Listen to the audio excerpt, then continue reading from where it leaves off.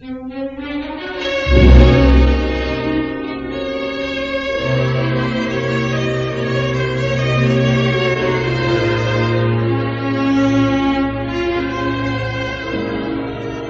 noite, enquanto medita na solidão do quarto, ajoelhado diante da cruz de Simeão, Públio Lentulus recebe a visita do espírito de Flamínio, rodeado por uma aura de luz resplandecente e infinita.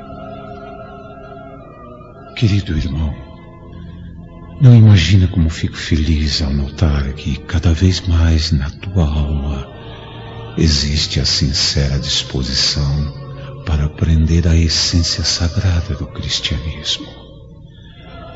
Continue seguindo os ensinamentos do Messias, meu amigo, pois teu coração adentrará em breve o crepúsculo da velhice, onde as sombras serão clarificadas por estrelas cariciosas e suaves. No teu íntimo, porém, deve manter a serenidade imperturbável, sem jamais esquecer das realizações do teu tempo. Jamais deve resignar-te com as desilusões amargas do destino, pois há muito a ser feito neste mundo. No poder supremo do império, ainda está um tirano que precisa cair, em benefício da justiça e da família. Por isso, Públio, entrega-te ao trabalho sutil da política interna, para a queda de Domício Nero, que prossegue com seus espetáculos cruéis e injustos nesta capital do pecado. O senador não consegue dizer uma só palavra diante da visão santificada do amigo, que dissolve-se lentamente, deixando Públio novamente sozinho, refletindo sobre os nobres conselhos do eterno Flamínio Severus.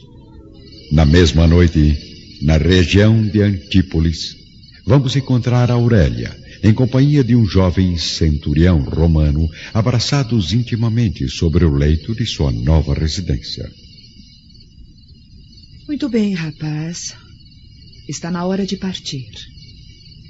Logo meu marido estará chegando. Ora, Aurélia, não havia me dito que o cantor só voltaria amanhã? Sim, mas ele é extremamente ciumento. Não convém arriscarmos. Tenho péssimas recordações a esse respeito. Então, é assim que passa suas horas de solidão? Sérgio! Eu farei agora o que Plínio Severus deveria ter feito no dia em que nos surpreendeu em seu leito. Não! Pelos deuses, não! Não! Não! O punhal implacável de Sérgio não tolera a infidelidade da esposa e elimina, com a fúria de golpes impiedosos movidos pelo ódio, a vida de uma das mais venenosas criaturas que este mundo já conheceu.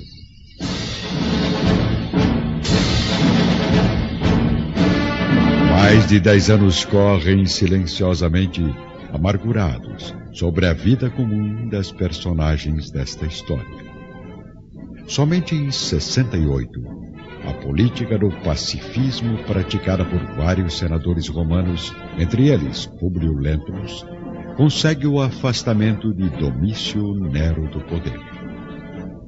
Lutas numerosas enchem a cidade de pavor e sangue, mas alguns meses depois é proclamado Vespasiano para o supremo trono de Roma. Públio recebe todos os acontecimentos com a velada alegria dos seus 67 anos de idade.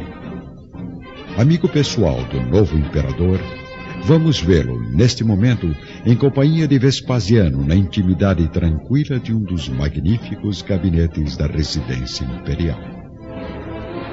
Senador, mandei chamá-lo aqui a fim de amparar-me com a sua tradicional dedicação ao império, na solução de um assunto de suma importância.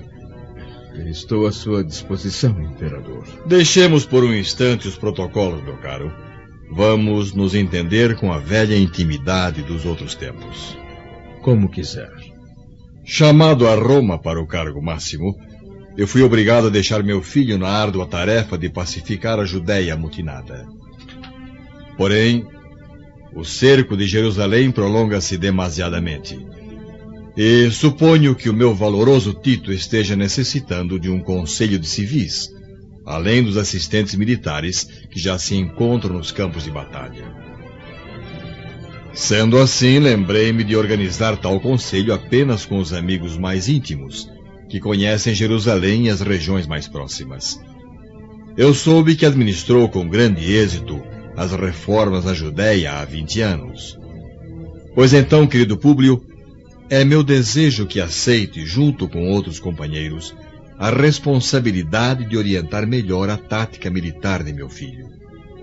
Tito está necessitando do auxílio político de quem conheça a cidade nos seus menores recantos, bem como os idiomas populares, de maneira a vencer os conflitos que se tornam cada vez mais intensos. Enquanto isso, refrescando-se na brisa suave do pomar, vamos observar a velha criada Ana, ao lado de Flávia, cega e enfraquecida, vivendo com profunda tristeza a chegada dos seus 40 anos de provações neste mundo. Responda-me sinceramente, Ana. Será que Plínio ainda me aceitaria como esposa nos dias de hoje? E por que não, senhora? O amor ultrapassa todas as barreiras da distância e do tempo. Nunca é tarde para sonharmos. Lembro-me de que há 10 anos aconselhou-me a ter paciência. Mas para um cego, 10 anos parecem uma eternidade, onde é possível apenas imaginar como seria a realidade das mudanças que ocorrem dia a dia na Terra. Então, imagine que ainda é jovem, bonita, e que o profeta de Nazaré olha por você lá do alto, reservando para sua alma abençoada muitas surpresas felizes e gratificantes. Minha maior felicidade é saber que posso contar com a sua amizade sincera e com o amor sagrado do meu pai, querida Ana. De volta ao gabinete do imperador, Públio Lentulus está indeciso. Pensa na filha doente, mas recordando-se da dedicação absoluta de Ana, que poderia perfeitamente substituir o seu carinho por algum tempo, acaba assumindo a responsabilidade. Meu nobre imperador, sua palavra suprema é a palavra do império. O império manda e eu obedeço, honrando-me em cumprir as determinações e correspondendo à generosidade da sua confiança. Muito bem. Tudo estará pronto de modo que sua partida e de mais 2 ou 3 amigos nossos se verifique dentro de 2 semanas. E assim acontece. 15 dias depois, encontramos o senador no porto de Ostia, fazendo as últimas despedidas à filha e à serva amiga.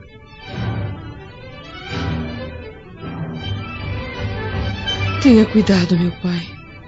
Como sabe, a situação em Jerusalém está ainda mais grave. Fique tranquila, querida.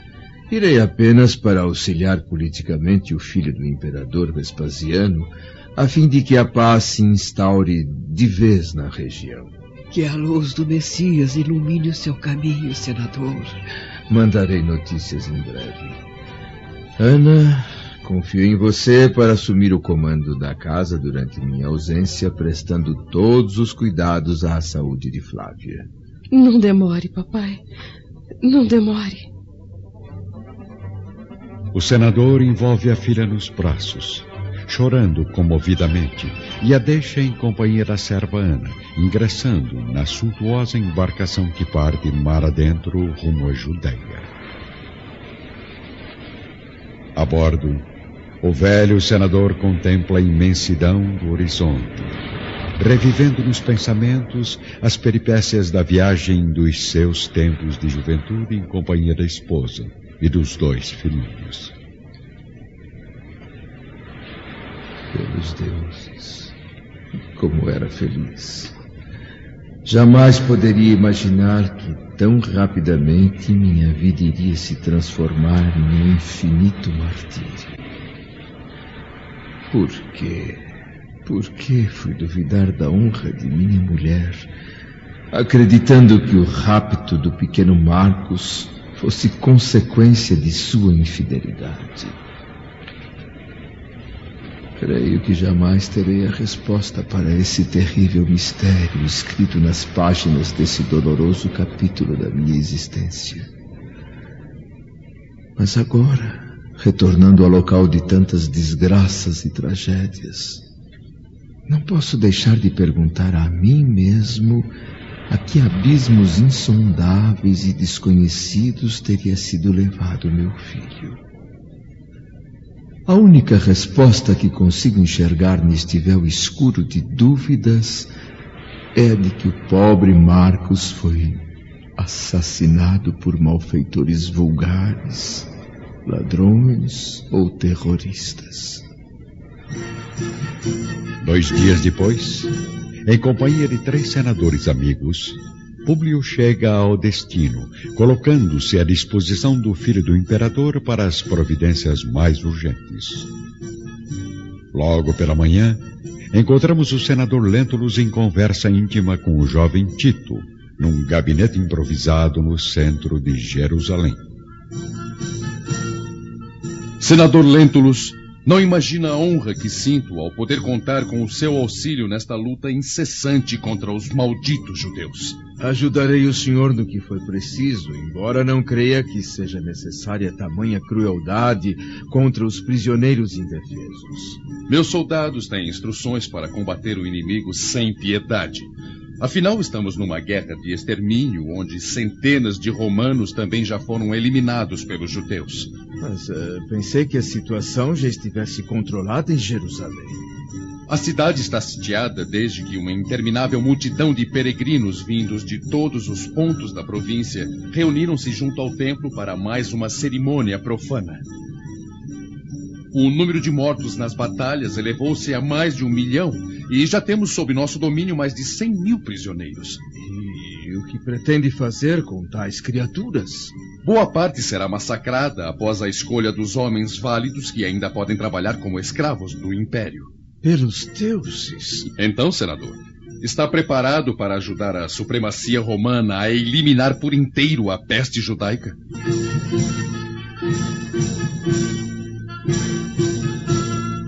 No pequeno gabinete improvisado no centro de Jerusalém, Públio Lentulus, com o olhar determinado, dirige-se ao jovem filho do imperador Vespasiano. Muito bem, senhor Tito. Cumpre-me apenas desempenhar a palavra que dei a seu pai, e será com o melhor espírito de coragem que prometo exercer minhas funções aqui na Judéia. Sabia que não iria me decepcionar, senador. Tenho certeza que seus conhecimentos serão utilizados com êxito nas nossas estratégias militares. Uma semana depois, Públio Lentulus torna-se íntimo conselheiro de Tito, assumindo a responsabilidade de visitar diariamente os postos mais avançados das forças imperiais. Vamos encontrá-lo agora em companhia de um amigo, o senador Pompílio Crasso, em mais uma expedição ao interior da província. Pelo que pude notar, caro Pompílio, as orientações do jovem Tito parecem haver alcançado bons resultados nessa região. Até agora ainda não fomos surpreendidos por nenhum grupo de rebeldes. E espero que não sejamos, meu amigo, pois nossos soldados já estão cansados e famintos, além de serem poucos, se comparados à multidão de judeus que devem estar escondidos por aqui. Deste modo, não seria mais prudente retornarmos à base? Ainda temos a luz do sol por algumas horas e não podemos perder tempo. Aproveitemos a claridade do dia para avançarmos nas linhas inimigas. O senador e o amigo, escoltados por um modesto grupo de soldados, prosseguem nas suas atividades de reconhecimento da região. Porém, ao cair da tarde, quando no céu começam a surgir os primeiros pontos brilhantes de tímidas estrelas... Venham, companheiros! Aqui estão os romanos miseráveis! Pelos deuses, é uma armadilha! Soldados, preparem-se para defender a honra do Império! Os centuriões romanos, enfraquecidos e em menor número, acabam sendo violentamente exterminados pela massa de judeus amotinados. Públio Lentulus e Pompílio Crasso resistem bravamente ao ataque, mas acabam sendo encurralados pelos adversários. Amarrem esses dois velhos miseráveis. Devem pertencer à corte do Império e merecem ser eliminados de maneira mais nobre. Vamos levá-los ao chefe da resistência. Conduzidos bruscamente a um casarão velho e abandonado, próximo à Torre Antônia, os dois prisioneiros são jogados sobre o chão frio e imundo de um calabouço, onde estão neste momento, sozinhos e angustiados à espera da sentença final. Por que nos deixam aqui trancados? Por que não nos matam de uma vez, judeus miseráveis? Por favor, controle-se, Públio. Logo as forças do Império chegarão para nos livrar deste pesadelo. Se tiver que morrer, Pompílio, que seja heroicamente, sem pedir clemência a essas criaturas amaldiçoadas. Temo apenas por minha filha, cega e doente, que ficará sem minha companhia e afeto. Mas, por outro lado, terá a dedicação generosa de Ana, bem como todo o amparo material da minha fortuna. Muito bem, romanos assassinos. Prontos para o julgamento? Extenuados de fadiga e sede, Públio e o amigo são introduzidos no sombrio gabinete de um chefe judeu, que está furioso, com os olhos ardendo de revolta. Tortura e morte aos romanos aprisionados. As atrocidades do inimigo devem ser revidadas sem piedade. Senhor, aqui estão os dois prisioneiros de quem lhe falei. Públio observa o velho israelita de traços característicos, mas não consegue identificá-lo. O judeu ancião, no entanto, congela o olhar astuto na figura abatida do senador, reconhecendo-o imediatamente. Ora, ilustríssimos senadores. Eu os conheço de longos anos. Sobretudo, honro-me com a presença do orgulhoso Públio Lentulus, antigo legado do imperador Tibério e de seus sucessores nesta província flagelada pelas pragas romanas. Ainda bem que as forças do destino não me permitiram partir para outra vida na minha penosa velhice, sem que me vingasse de uma ofensa inesquecível. Lembra-se de mim, senador? No terrível ambiente do esconderijo dos judeus, o senador, ao lado do amigo Pompílio Crasso, profundamente abatido, encara a figura franzina e maquiavélica do velho à sua frente. Não o conheço, judeu. Públio Lentulus.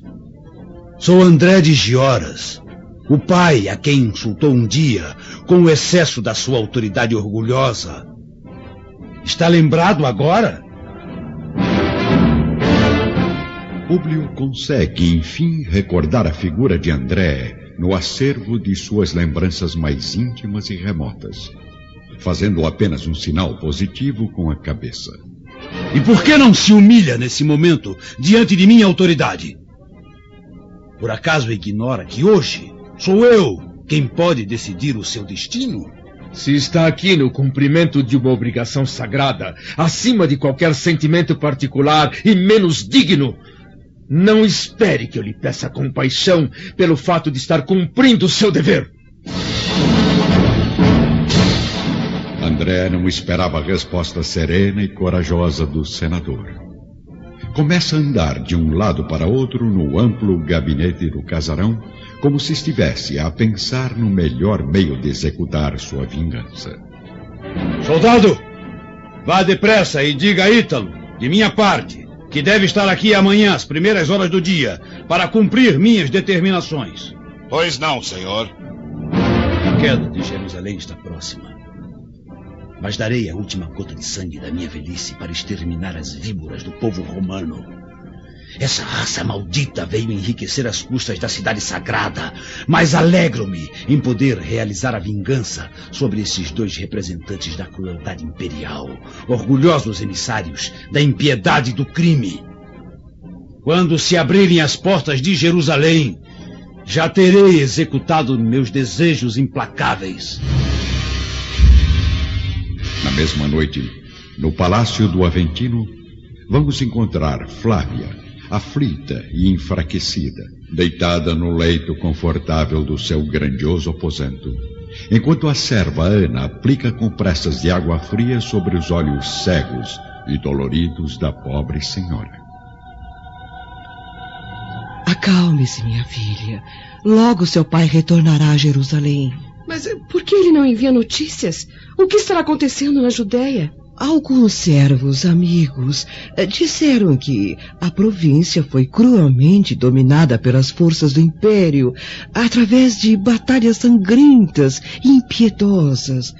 Mas ainda restam alguns grupos de amotinados resistindo ao cerco romano. Oremos ao profeta de Nazaré para que papai esteja salvo, Ana, pois estou novamente com aquele horrível pressentimento do dia em que minha mãe partiu tragicamente deste mundo. Flávia e a criada permanecem angustiadas, sozinhas, dirigindo meditações profundas a Jesus. Ao mesmo tempo, em Jerusalém, o senador Lentulus e o amigo Pompílio estão jogados ao chão no calabouço escuro e úmido, ouvindo os ruídos distantes das forças romanas vitoriosas aproximando-se do centro da cidade. Ouça, Públio, estamos salvos. Nossos soldados chegarão aqui em poucos minutos para nos livrar do cárcere. Creio que não, meu amigo. O esconderijo está muito bem vigiado. Além disso, não temos como chamar a atenção dos centuriões. Afinal, ninguém sabe que estamos aqui, a não ser os malditos judeus. Você conhece realmente o líder dos amotinados? Sim, há vários anos, aqui mesmo em Jerusalém, recebi a visita daquele agricultor inteligente e revoltado. Lembro-me de haver mandado prender o seu filho por haver agredido minha esposa com uma pedrada. O judeu veio até mim pedir clemência pelo jovem rapaz, prometendo que iria tomar as devidas providências para punir a atitude do jovem no ambiente doméstico. Sim. Qual foi a sua atitude? De início, fiz valer minha autoridade, recusando as desculpas do pobre pai desesperado. Porém, no dia seguinte, arrependido, ordenei que libertassem o rapaz, certificando-me de que voltasse ao lar paterno.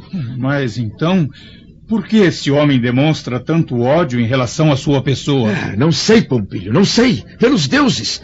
Eu não me lembro de haver destilado tanto fel naquele coração inconformado. Na manhã seguinte, por toda a parte da cidade invadida, mulheres e crianças tentam desesperadamente fugir ao ataque dos soldados romanos. Mas, no casarão abandonado, de grossas paredes de pedra, refugia-se ainda um grande número de chefes e combatentes judeus para a última batalha.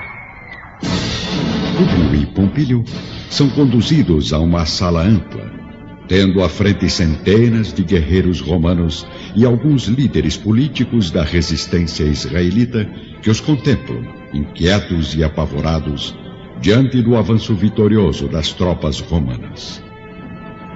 André de Gioras, no entanto, tem um olhar sinistro e corajoso, fitando cinicamente os dois prisioneiros. Senhores, estamos chegando ao fim da nossa desesperada defesa, mas temos o consolo de guardar dois grandes chefes da amaldiçoada política do Império Romano. Um deles é Pompílio Crasso, que começou a sua carreira de homem público nesta província desventurada, inaugurando um longo período de terror entre o nosso povo infeliz. O outro, amigos, é Públio Lentulus, orgulhoso representante do imperador Tibério e de seus sucessores na Judéia. Homem impiedoso que escravizou nossos filhos ainda jovens e organizou processos criminosos em toda a província, promovendo o pavor de nossos irmãos perseguidos e flagelados lá da sua residência na Galileia. Pois bem, antes que os malditos soldados nos aprisionem e exterminem, devemos cumprir nossos deveres. Os dois senadores são amarrados com pesadas barras de ferro aos postes do martírio, sem liberdade para qualquer movimento ou palavra, restringindo suas expressões apenas aos olhares silenciosos e serenos, à espera do sacrifício. Uma enorme legião de centuriões se aproxima rapidamente. Muito bem, Nicandro. Não percamos mais tempo. Porém, a vingança deve obedecer à antiga tradição. Primeiramente deverá morrer Pompílio Crasso, por ser o mais velho, e para que o nosso vaidoso senador Lentulus possa contemplar todo o nosso prazer em eliminar uma peça vital do seu império maldito. Pompílio encara o companheiro como se estivesse fazendo as últimas despedidas angustiosas e mudas na hora extrema. Enquanto isso, André entrega uma espada sinistra ao carrasco judeu, que caminha em direção à primeira vítima. Nicandro, esse trabalho é seu. Tira o coração do amigo de Públio Lentulus, que deverá conservar a cena de hoje para sempre na memória. No salão escuro do esconderijo judeu, os olhos de Pompílio brilham de intensa angústia, trocando um derradeiro e inesquecível olhar com o amigo Públio Lentulus. A cabeça do condenado pende ao primeiro golpe de espada e do seu peito dilacerado é arrancado violentamente o coração pulsante. O senador sobrevivente, porém, já ouve o rumor dos soldados se aproximando, certificando-se de que já lutam corpo a corpo às portas do casarão. Meus amigos, ao romano mais velho foi sentenciada a penalidade misericordiosa da morte.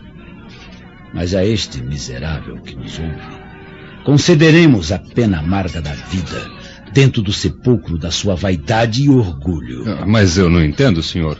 Permitirá que esse criminoso do Império seja libertado? Públio Lentulus, o antigo emissário dos imperadores, deverá viver. Sim, mas sem os olhos que lhe clarearam o caminho do egoísmo supremo sobre as nossas desgraças. Deixaremos este homem vivo para que nas trevas da sua noite eterna busque ver através dos olhos dos escravos que ele espezinhou no curso da vida. Enquanto isso, lá fora, as forças romanas, comandadas pelo jovem filho do imperador, cercam de vez os últimos judeus que resistem à invasão numa batalha sangrenta e desesperada. Responda, criatura miserável! Onde está o senador Lentulus? Não sei a que se refere, romano maldito. Poderá viver, judeu, se me disser a verdade. O senador criminoso caminha agora pelas trevas da morte. É mentira! É mentira! O jovem Tito, dominado pelo ódio, destrói o crânio do judeu rebelde com um violento golpe de espada. Vamos, soldados, sigam-me! Salvemos a vida preciosa de Públio Lentulus, exterminando de vez os últimos inimigos. Centenas de centuriões acompanham o jovem militar, invadindo rapidamente o casarão dos amotinados. Ao mesmo tempo, no interior do esconderijo... Ítalo, aproxime-se, meu jovem. Compete às tuas mãos a tarefa deste momento.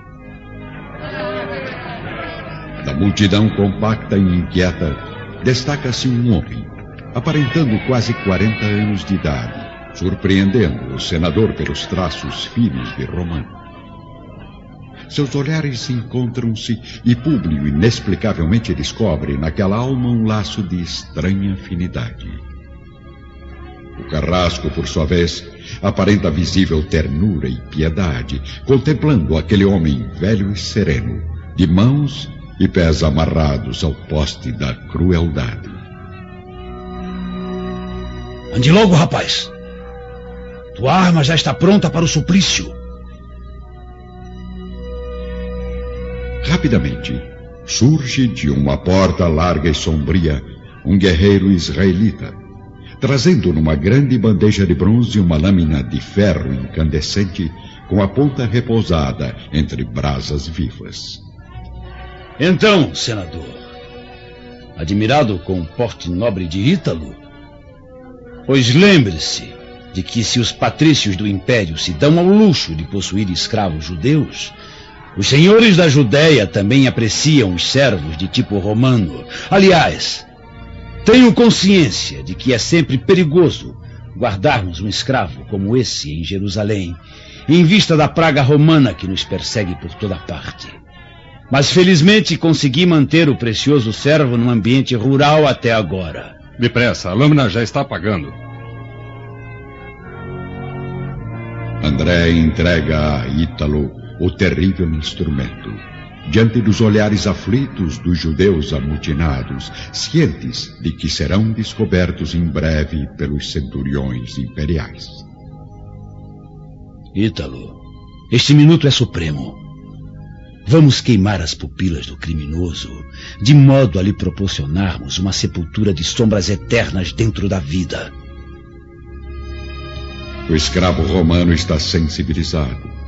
Tem os olhos banhados de lágrimas, em face do martírio que deverá executar com as próprias mãos. Senhor, não posso. De que tem medo? Será preciso chicote para que me obedeça? Ítalo apanha a lâmina humildemente, aproximando-se do condenado. Seus olhares se encontram, trocando vibrações de afinidade recíproca. As mãos do carrasco trêmulas e hesitantes aproximam-se dos olhos exaustos do senador como se o fizessem numa atitude de carinho. Depressa! Não tenha compaixão, algoz covarde! O ferro incandescente, com a rapidez de um relâmpago, atinge as pupilas orgulhosas e claras de Públio Lentulus, mergulhando-as nas trevas para sempre.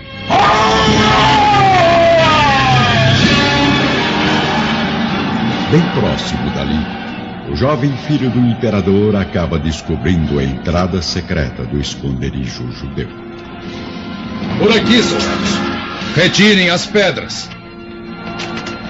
Os soldados, liderados por Tito, chegam enfim ao grande salão da Assembleia Secreta, iniciando uma cena sangrenta de morte e destruição.